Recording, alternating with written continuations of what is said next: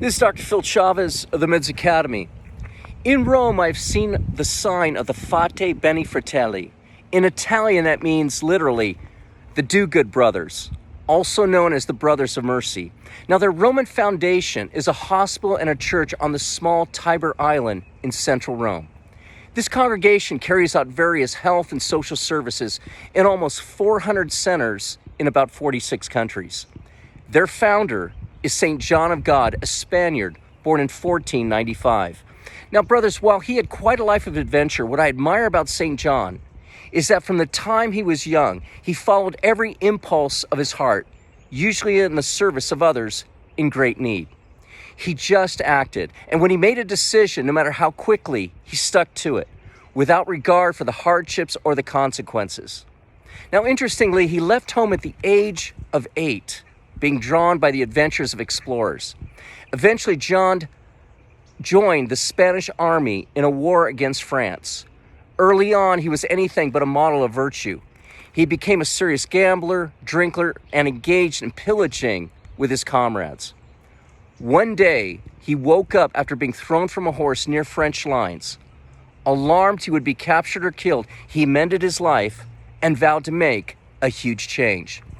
Now, at age 38, he decided to go to Africa to ransom Christian captives and set out for the port of Gibraltar.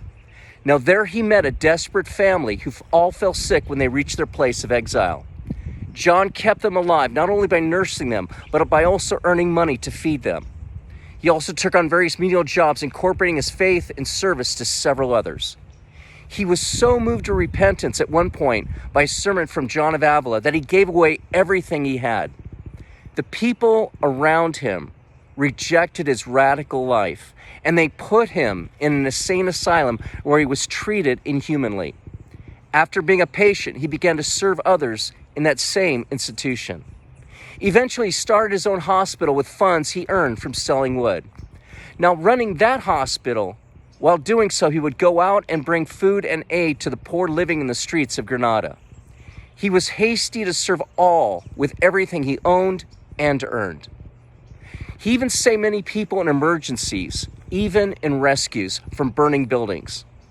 His last great act was to jump into a river to rescue a boy, yet sadly he caught pneumonia and died on March 8th, 1550, his 55th birthday, and also his feast day. He died from that same impulsive love that energized his whole life. Brothers, when you experience the impulse to do good, do it immediately as St. John of God would have done. Make your charity go beyond practicality or safety or your reputation. Brothers, God be with you.